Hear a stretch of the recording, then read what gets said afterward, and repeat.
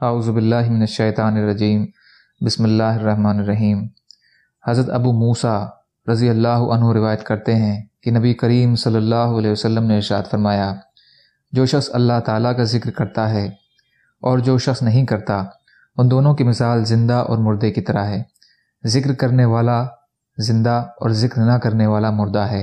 ایک روایت میں یہ ہے کہ اس گھر کی مثال جس میں اللہ کا ذکر کیا جاتا ہے وہ زندہ شخص کی طرح ہے، یعنی آباد ہے، اور جس میں اللہ کا ذکر نہیں ہوتا وہ مردہ شخص کی طرح ہے، یعنی وہ گھر ویران ہے۔ بخاری مسلم۔ حضرت معاذ رضی اللہ تعالی عنہ فرماتے ہیں کہ ایک شخص نے رسول اللہ صلی اللہ علیہ وسلم سے پوچھا، کون سے جہاد کا اجر سب سے زیادہ ہے؟ ارشاد فرمایا، جس جہاد میں اللہ تعالیٰ کا ذکر سب سے زیادہ ہو۔ پوچھا، روزداروں میں سب سے زیادہ اجر کسے ملے گا؟ ارشاد فرمایا، جو اللہ کا سب سے زیادہ ذکر کرنے والا ہو۔ پھر اسی طرح نماز، زکوٰۃ، حج اور صدقہ کے متعلق رسول اللہ صلی اللہ علیہ وسلم نے فرمایا کہ جس میں اللہ کا ذکر زیادہ ہو۔ حضرت ابو بکر رضی اللہ تعالی عنہ نے حضرت عمر رضی اللہ عنہ سے پوچھا کہ ابو حفص ذکر کرنے والے ساری خیر و بھلائی لے گئے۔ رسول اللہ صلی اللہ علیہ وسلم نے ارشاد فرمایا، بالکل ٹھیک کہتے ہو۔ مسند احمد۔ فائدہ: ابو حفص حضرت عمر رضی اللہ عنہ کی کنیت ہے۔ حضرت ابو ہریرہ رضی اللہ تعالیٰ عنہ سے روایت ہے کہ رسول اللہ صلی اللہ علیہ وسلم نے ارشاد فرمایا، مفرد لوگ بہت آگے بڑھ گئے۔ صحابہ نے عرض کیا، یا رسول اللہ صلی اللہ علیہ وسلم، مفرد لوگ کون ہیں؟ ارشاد فرمایا، اللہ کے ذکر میں مر مٹنے والے، ذکر ان کے بوجھوں کو ہلکا کر دیتا ہے، چنانچہ وہ قیامت کے دن ہلکے پھلکے ہوں گے۔ ترمذی۔ حضرت ابو موسیٰ رضی اللہ تعالیٰ عنہ سے روایت ہے کہ رسول اللہ صلی اللہ علیہ وسلم نے ارشاد فرمایا، اگر ایک شخص کے پاس بہت سے روپے ہوں اور وہ ان کو تقسیم کر رہا ہو اور دوسرا شخص اللہ کے ذکر میں مشغول ہو تو اللہ تعالیٰ کا ذکر کرنے والا افضل ہے۔ طبرانی مجمع الزوائد۔ حضرت ابو ہریرہ رضی اللہ تعالیٰ عنہ سے روایت ہے کہ رسول اللہ صلی اللہ علیہ وسلم نے فرمایا، جو شخص اللہ کا ذکر کثرت سے کرے وہ نفاق سے بری ہے۔ طبرانی جامع صغیر۔ حضرت ابو سعید خدری رضی اللہ تعالیٰ عنہ سے روایت ہے کہ رسول اللہ صلی اللہ علیہ وسلم نے فرمایا، بہت سے لوگ ایسے ہیں جو نرم نرم بستروں پر اللہ کا ذکر کرتے ہیں، اللہ تعالیٰ اس ذکر کی برکت سے ان کو جنت کے اعلیٰ درجوں میں پہنچا دیتے ہیں۔ ابو یعلا مجمع الزوائد۔ حضرت جابر بن سمرہ رضی اللہ تعالیٰ عنہ فرماتے ہیں کہ نبی اکرم صلی اللہ علیہ وسلم نے جب فجر کی نماز سے فارغ ہوتے تو 4 زانو بیٹھ جاتے، یہاں تک کہ سورج اچھی طرح نکل آتا۔ ابو داؤد۔ حضرت انس بن مالک رضی اللہ تعالیٰ عنہ سے روایت ہے کہ رسول اللہ صلی اللہ علیہ وسلم نے ارشاد فرمایا، میں صبح کی نماز سے آفتاب نکلنے تک ایسی جماعت کے ساتھ بیٹھوں جو اللہ کے ذکر میں مشغول ہو، وہ یہ مجھے حضرت اسماعیل علیہ السلام کی اولاد میں سے 4 غلام آزاد کرنے سے زیادہ پسند ہے۔ اسی طرح میں عصر کی نماز سے آفتاب غروب ہونے تک ایسی جماعت کے ساتھ بیٹھوں جو اللہ کے ذکر میں مشغول ہو، یہ مجھے حضرت اسماعیل علیہ السلام کی اولاد میں سے 4 غلام آزاد کرنے سے زیادہ پسند ہے۔ ابو داؤد۔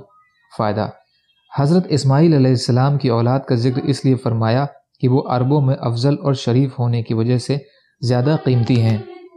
حضرت ابو ہریرہ رضی اللہ تعالیٰ عنہ روایت کرتے ہیں کہ رسول اللہ صلی اللہ علیہ وسلم نے ارشاد فرمایا، فرشتوں کی ایک جماعت ہے جو راستوں میں اللہ کا ذکر کرنے والوں کی تلاش میں گھومتی پھرتی ہے۔ جب وہ کسی ایسی جماعت کو پا لیتے ہیں جو اللہ کے ذکر میں مصروف ہوتی ہے تو ایک دوسرے کو پکار کر کہتے ہیں کہ آؤ یہاں تمہاری مطلوبہ چیز ہے۔ اس کے بعد وہ سب فرشتے مل کر آسمان دنیا تک ان لوگوں کو اپنے پروں سے گھیر لیتے ہیں۔ اللہ تعالیٰ ان فرشتوں سے پوچھتے ہیں، جبکہ اللہ ان فرشتوں سے زیادہ باخبر ہیں، کہ میرے بندے کیا کہہ رہے ہیں؟ فرشتے جواب میں کہتے ہیں، وہ آپ کی پاکی، بڑائی، تعریف اور بزرگی بیان کر رہے ہیں اور اس میں مشغول ہیں۔ پھر اللہ تعالیٰ ان فرشتوں سے پوچھتے ہیں، کیا انہوں نے مجھے دیکھا ہے؟ فرشتے کہتے ہیں، اللہ کی قسم انہوں نے آپ کو دیکھا تو نہیں۔ ارشاد ہوتا ہے کہ اگر دیکھ لیتے تو کیا حال ہوتا؟ فرشتے عرض کرتے ہیں، اگر وہ آپ کو دیکھ لیتے تو اور بھی زیادہ عبادت میں مشغول ہوتے اور اس سے بھی زیادہ آپ کی تسبیح اور تعریف کرتے۔ پھر اللہ تعالیٰ کا ارشاد ہوتا ہے کہ وہ مجھ سے کیا مانگ رہے ہیں؟ فرشتے عرض کرتے ہیں کہ وہ آپ سے جنت کا سوال کر رہے ہیں۔ ارشاد ہوتا ہے کیا انہوں نے جنت کو دیکھا ہے؟ فرشتے عرض کرتے ہیں اللہ کی قسم اے رب انہوں نے جنت کو تو نہیں دیکھا۔ اللہ تعالیٰ فرماتے ہیں اگر وہ جنت کو دیکھ لیتے تو کیا ان کا کیا حال ہوتا؟ فرشتے عرض کرتے ہیں اگر وہ ان کو دیکھ لیتے تو اس سے بھی زیادہ جنت کے شوق اور تمنا اور اس کی طلب میں لگ جاتے۔ پھر اللہ تعالیٰ کا ارشاد ہوتا ہے کہ کس چیز سے پناہ مانگ رہے ہیں؟ فرشتے عرض کرتے ہیں کہ وہ جہنم سے پناہ مانگ رہے ہیں۔ اللہ تعالیٰ کا ارشاد ہوتا ہے کیا انہوں نے جہنم کو دیکھا ہے؟ فرشتے عرض کرتے ہیں اللہ کی قسم اے رب انہوں نے دیکھا تو نہیں۔ ارشاد ہوتا ہے اگر دیکھ لیتے تو کیا حال ہوتا؟ فرشتے عرض کرتے ہیں اگر دیکھ لیتے تو اور بھی زیادہ اس سے ڈرتے اور بھاگنے کی کوشش کرتے۔ اللہ تعالیٰ کا ارشاد ہوتا ہے اچھا تم گواہ رہو میں نے اس مجلس والوں کو بخش دیا۔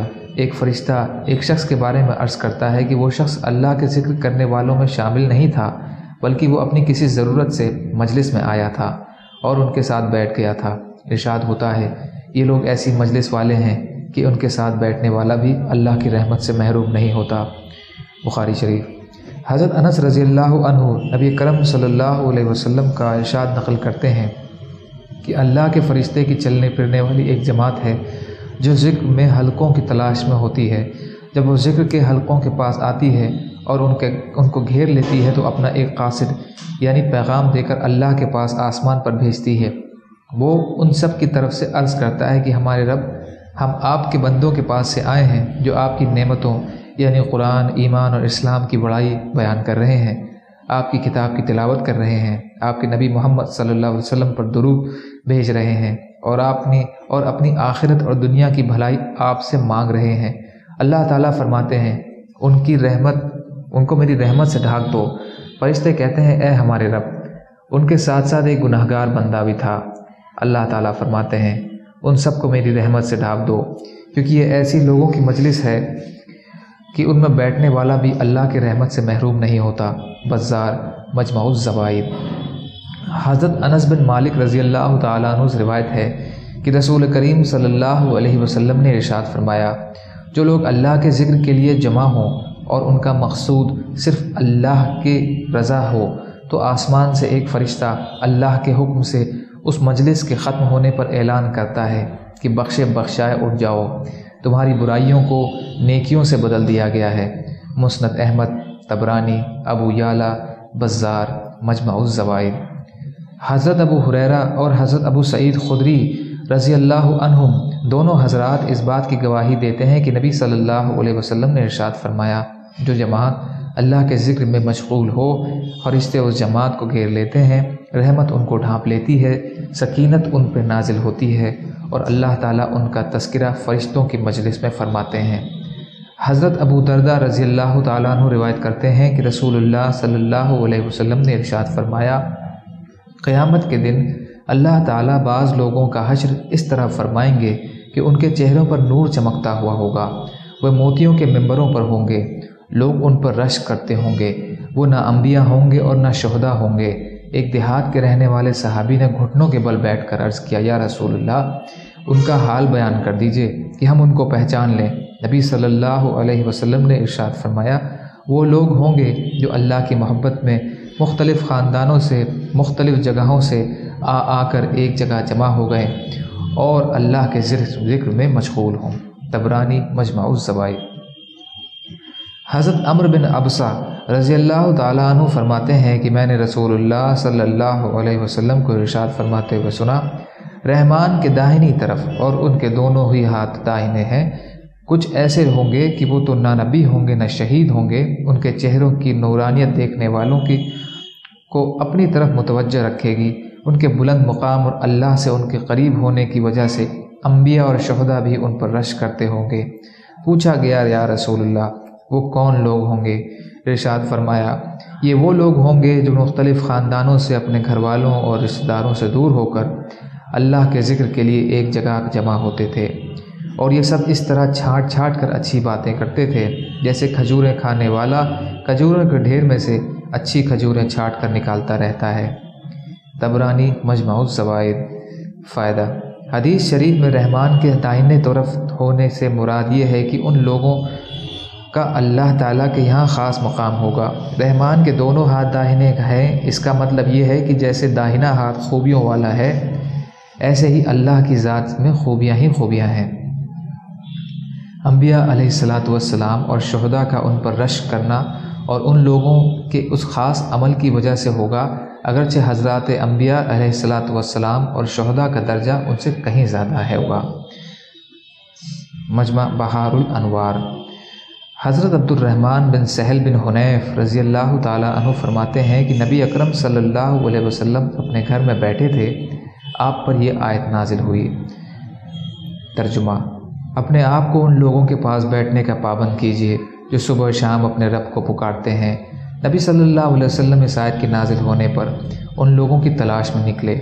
ایک جماعت کو دیکھا کہ اللہ کے ذکر میں مشغول ہے۔ بعض لوگ ان میں بکھرے ہوئے بالوں والے، خشک کھالوں والے اور صرف ایک کپڑے والے ہیں کہ صرف ایک لنگی ہے ان کے پاس ہے۔ جب نبی صلی اللہ علیہ وسلم ان کو دیکھا تو ان کے پاس بیٹھ گئے اور ارشاد فرمایا، تمام تعریفیں اللہ ہی کے لیے ہیں جس نے میری امت میں ایسے لوگ پیدا فرمائے کہ مجھے خود ان کے پاس بیٹھنے کا حکم فرمایا ہے۔ تفسیر ابن کثیر۔ حضرت عبداللہ بن عمرو رضی اللہ تعالیٰ عنہ فرماتے ہیں کہ میں نے عرض کیا، یا رسول اللہ، ذکر کی مجلس کا کیا اجر و انعام ہے؟ ارشاد فرمایا، ذکر کی مجلس کا اجر و انعام جنت ہے، جنت۔ مسند احمد، طبرانی، مجمع الزوائد۔ حضرت ابو سعید خدری رضی اللہ تعالیٰ عنہ سے روایت ہے کہ رسول اللہ صلی اللہ علیہ وسلم نے ارشاد فرمایا، قیامت کے دن اللہ تعالیٰ اعلان فرمائیں گے کہ آج قیامت کے دن میدان میں جمع ہونے والوں کو معلوم ہو جائے گا عزت و احترام والے کون لوگ ہیں۔ عرض کیا گیا، یا رسول اللہ، یہ عزت اور احترام والے لوگ کون ہیں؟ ارشاد فرمایا، مساجد میں ذکر کی مجلسوں والے۔ مسند احمد، ابو یعلا، مجمع الزوائد۔ حضرت انس بن مالک رضی اللہ تعالیٰ عنہ سے روایت ہے کہ رسول اللہ صلی اللہ علیہ وسلم نے ارشاد فرمایا، جب جنت کے باغوں میں سے گزرو تو خوب چرو۔ صحابہ نے عرض کیا، یا رسول اللہ، جنت کے باغ کیا ہیں؟ ارشاد فرمایا ہے، وہ ذکر کے حلقے ہیں۔ ترمذی۔ حضرت معاویہ رضی اللہ تعالیٰ عنہ فرماتے ہیں کہ رسول اللہ صلی اللہ علیہ وسلم صحابہ کے ایک حلقے میں تشریف لے گئے اور ان سے دریافت فرمایا، ہم لوگ اللہ کا ذکر کرنے اور اس بات کا شکر ادا کرنے کے لیے بیٹھے ہیں کہ اللہ تعالیٰ نے ہم کو اسلام کی ہدایت دے کر ہم پر احسان کیا ہے۔ نبی کریم صلی اللہ علیہ وسلم نے ارشاد فرمایا، اللہ کی قسم، کیا تم صرف اسی وجہ سے بیٹھے ہو؟ صحابہ نے عرض کیا، اللہ کی قسم صرف اسی لیے بیٹھے ہیں۔ نبی اکرم صلی اللہ علیہ وسلم نے ارشاد فرمایا، میں نے تمہیں جھوٹا سمجھ کر قسم نہیں لی، بلکہ بات یہ ہے کہ جبریل علیہ السلام میرے پاس آئے تھے اور یہ خبر سنا گیا کہ اللہ تم لوگوں کی وجہ سے فرشتوں پر فخر فرما رہے ہیں۔ مسلم شریف۔ حضرت ابو رزین رضی اللہ تعالیٰ عنہ فرماتے ہیں کہ نبی کریم صلی اللہ علیہ وسلم نے ارشاد فرمایا، کیا تم کو دین کی بنیادی چیز نہ بتاؤں جس سے تم دنیا و آخرت کی بھلائی حاصل کر لو؟ اللہ کا ذکر کرنے والوں کی مجلسوں میں بیٹھا کرو اور تنہائی میں جتنا ہو سکے اللہ کا ذکر میں اپنی زبان کو حرکت میں رکھو۔ بیہقی، مشکات۔ حضرت ابن عباس رضی اللہ تعالیٰ عنہ فرماتے ہیں کہ رسول اللہ صلی اللہ علیہ وسلم نے ارشاد فرمایا، ہمارے لیے کس شخص کے پاس بیٹھنا بہتر ہے؟ آپ صلی اللہ علیہ وسلم نے ارشاد فرمایا، جس کو دیکھنے سے تمہیں اللہ یاد آ جائیں، جس کے بعد سے تمہاری عمل میں ترقی ہو اور جس کے عمل میں تمہیں آخرت یاد آ جائے۔ ابو یعلا، مجمع الزوائد۔ حضرت انس بن مالک رضی اللہ تعالیٰ عنہ سے روایت ہے کہ نبی کریم صلی اللہ علیہ وسلم نے ارشاد فرمایا، جو شخص اللہ کا ذکر کرے اور اللہ کے خوف سے اس کی آنکھوں سے کچھ آنسو زمین پر گر پڑیں تو قیامت کے دن اللہ اسے عذاب نہیں دیں گے۔ مستدرک حاکم۔ حضرت ابو امامہ رضی اللہ تعالیٰ عنہ سے روایت ہے کہ نبی کریم صلی اللہ علیہ وسلم نے ارشاد فرمایا، اللہ کو 2 قطرے اور 2 نشانوں سے زیادہ کوئی چیز محبوب نہیں، ایک آنسو کا قطرہ جو اللہ کے خوف سے نکلے، دوسرا وہ خون کا قطرہ جو اللہ کے راستے میں بہہ جائے، اور 2 نشانوں میں ایک اللہ تعالیٰ کا کوئی نشان جیسے زخم یا اللہ کے راستے میں چلنے کا نشان، اور ایک وہ نشان جو اللہ کے کسی فریضے کی ادائیگی میں پڑ گیا ہو جیسے سجدے یا سفر حج وغیرہ کا کوئی نشان۔ ترمذی۔ حضرت ابو ہریرہ رضی اللہ تعالیٰ عنہ روایت کرتے ہیں کہ نبی اکرم صلی اللہ علیہ وسلم نے ارشاد فرمایا، 7 آدمی جن کو اللہ تعالیٰ اپنی رحمت کے سائے میں ایسے دن جگہ عطا فرمائیں گے جس دن ان کے سائے کے علاوہ اور کوئی سایہ نہ ہوگا۔ پہلا، عادل بادشاہ۔ دوسرا، وہ جوان جو جوانی میں اللہ کی عبادت کرتا ہو۔ تیسرا، وہ شخص جس کا دل ہر وقت مسجد میں لگا رہتا ہو۔ چوتھا، 2 ایسے شخص جو اللہ کے لیے محبت رکھتے ہوں، ان کے ملنے اور جدا ہونے کی بنیاد یہی ہو۔ پانچواں، وہ شخص جس کو کوئی اونچے خاندان والی حسین عورت اپنی طرف متوجہ کرے اور وہ کہہ دے کہ میں تو اللہ سے ڈرتا ہوں۔ چھٹا، وہ شخص جو اس طرح چھپا کر صدقہ کرے کہ بائیں ہاتھ کو بھی خبر نہ ہو کہ داہنے ہاتھ نے کیا خرچ کیا۔ ساتواں، وہ شخص جو اللہ کا ذکر تنہائی میں کرے اور آنسو بہنے لگے۔ بخاری۔ حضرت ابو ہریرہ سے روایت ہے کہ رسول اللہ صلی اللہ علیہ وسلم نے ارشاد فرمایا، جو لوگ کسی مجلس میں بیٹھیں جس میں نہ اللہ کا ذکر کریں اور نہ اپنے نبی پر درود بھیجیں تو وہ مجلس ان کے لیے قیامت کے دن خسارے کا سبب ہوگی۔ یہ اب اللہ کے اختیار ہے، چاہے ان کو عذاب دیں چاہے معاف فرما دیں۔ ترمذی۔ حضرت ابو ہریرہ رضی اللہ تعالیٰ عنہ سے روایت ہے کہ رسول کریم صلی اللہ علیہ وسلم نے ارشاد فرمایا، جو شخص کسی مجلس میں بیٹھے جس میں اللہ کا ذکر نہ کرے تو وہ مجلس اس کے لیے نقصان دہ ہوگی، اور جو شخص لیٹنے کے وقت اللہ کا ذکر نہ کرے تو وہ لیٹنا بھی اس کے لیے نقصان دہ ہوگا۔ ابو داؤد۔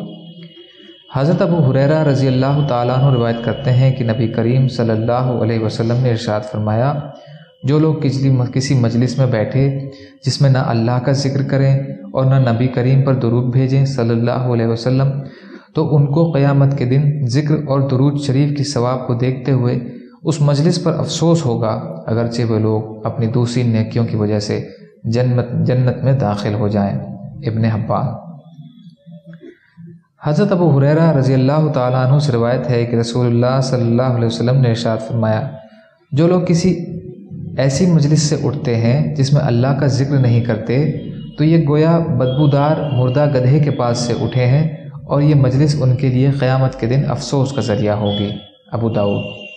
فائدہ: افسوس کا ذریعہ اس لیے کہ عام طور پر مجلس میں کوئی فضول بات ہو ہی جاتی ہے جو پکڑ کا سبب بن سکتی ہے، البتہ اگر اس میں اللہ کا ذکر کر لیا جائے تو اس کی وجہ سے پکڑ سے بچاؤ ہو جائے گا۔ بذل المجہود۔ حضرت سعد رضی اللہ تعالیٰ عنہ فرماتے ہیں کہ ہم رسول اللہ صلی اللہ علیہ وسلم کی خدمت میں بیٹھے ہوئے تھے، آپ صلی اللہ علیہ وسلم نے ارشاد فرمایا، کیا تم میں سے کوئی شخص ہر روز 1000 نیکیاں کمانے سے عاجز ہے؟ آپ صلی اللہ علیہ وسلم کے پاس بیٹھے ہوئے لوگوں میں سے ایک نے سوال کیا کہ ہم میں سے کوئی آدمی 1000 نیکیاں کس طرح کما سکتا ہے؟ آپ صلی اللہ علیہ وسلم نے ارشاد فرمایا، سبحان اللہ 100 مرتبہ پڑھے اس کے لیے 1000 نیکیاں لکھ دی جائیں گی اور اس کے 1000 گناہ معاف کر دیے جائیں گے۔ مسلم شریف۔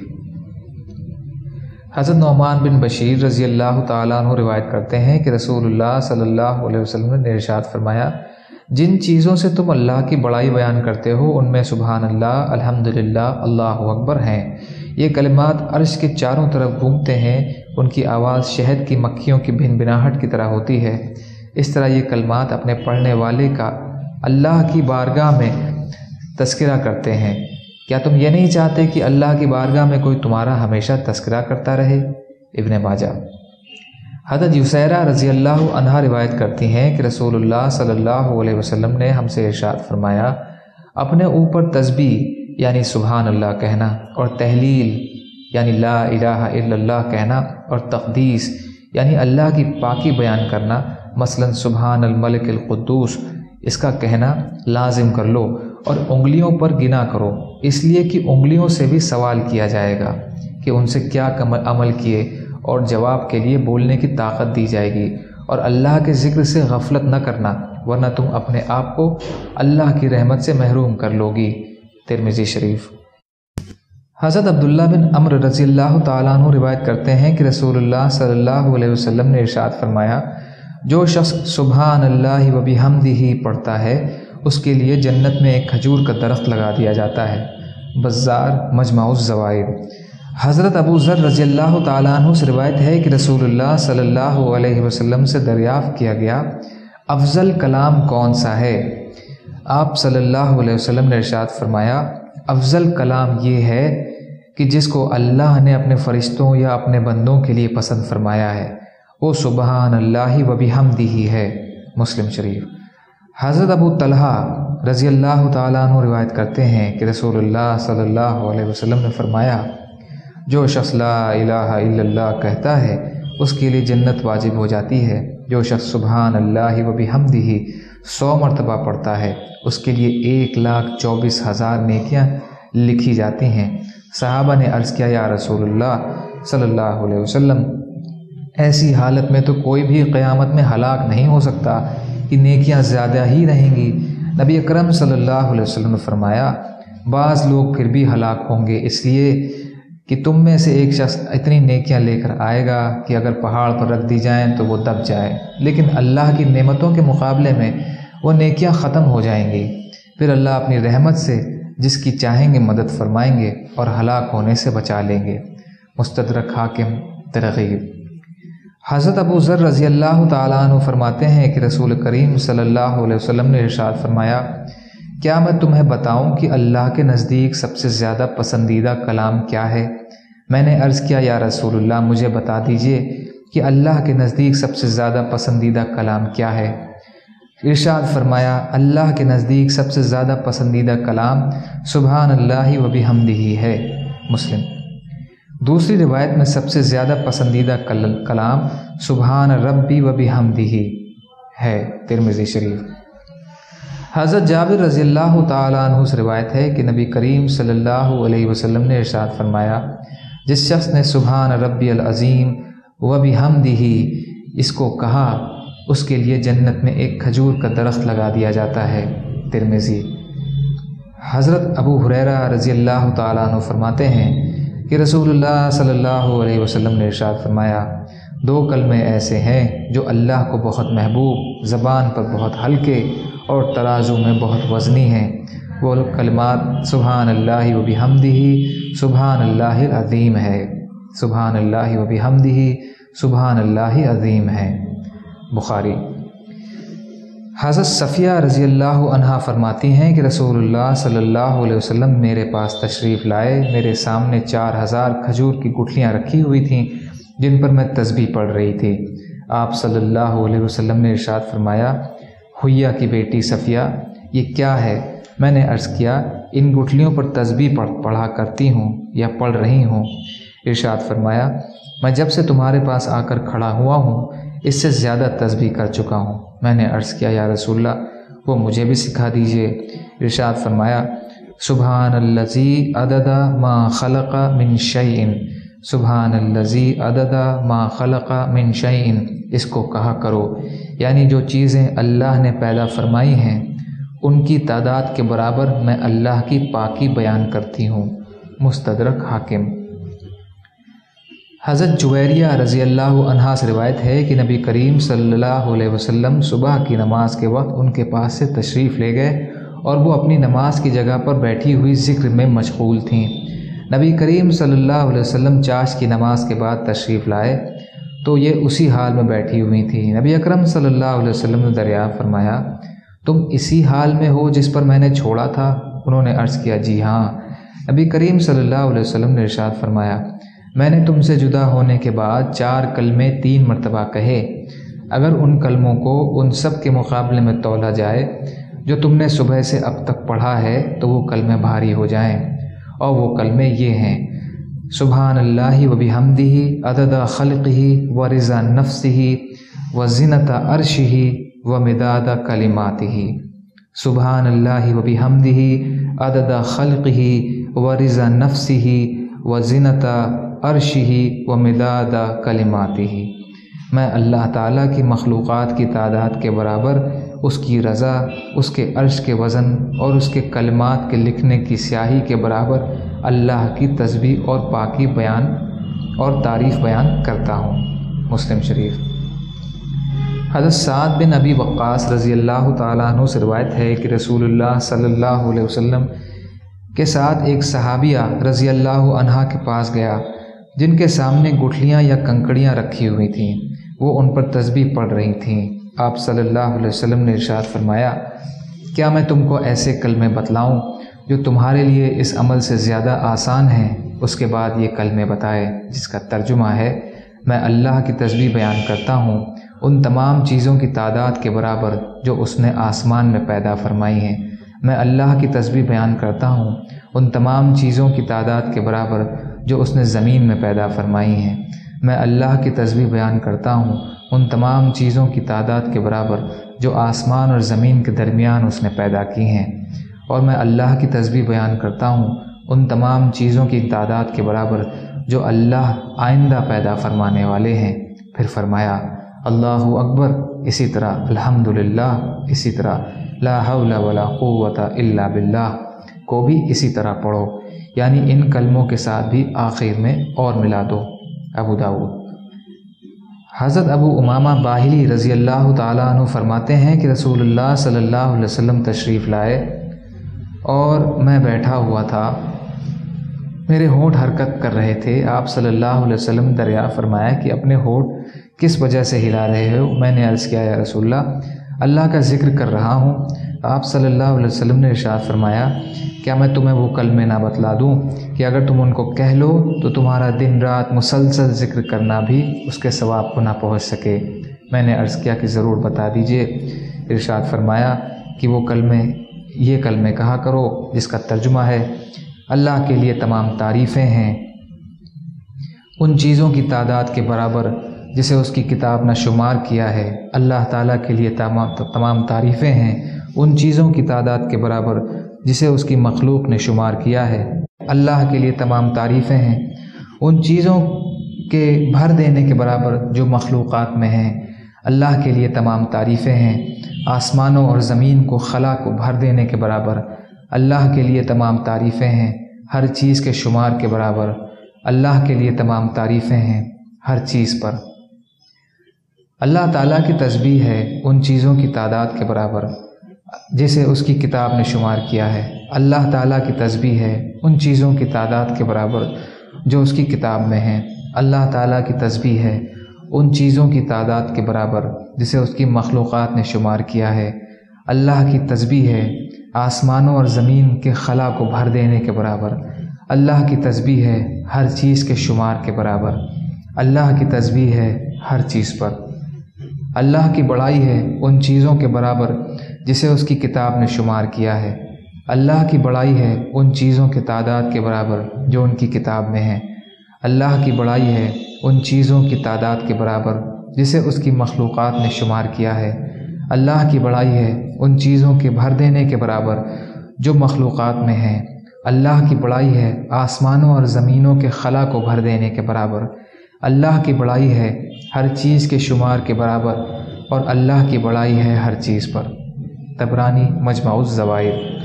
حضرت ابن عباس رضی اللہ تعالیٰ عنہ روایت کرتے ہیں کہ رسول اللہ صلی اللہ علیہ وسلم نے سب سے پہلے جنت کی طرف بلائے جانے والے وہ لوگ ہوں گے جو خوشحالی اور تنگدستی دونوں حالتوں میں اللہ کی تعریف کرتے ہیں۔ مستدرک حاکم۔ سبحان اللہ و بحمدہ، سبحانک اللہم و بحمدک، اشہد ان لا الہ الا انت، استغفرک و اتوب الیک۔ سبحانک رب العزت عما یصفون وسلام علی المرسلین والحمد للہ رب العالمین، برحمتک یا ارحم الراحمین۔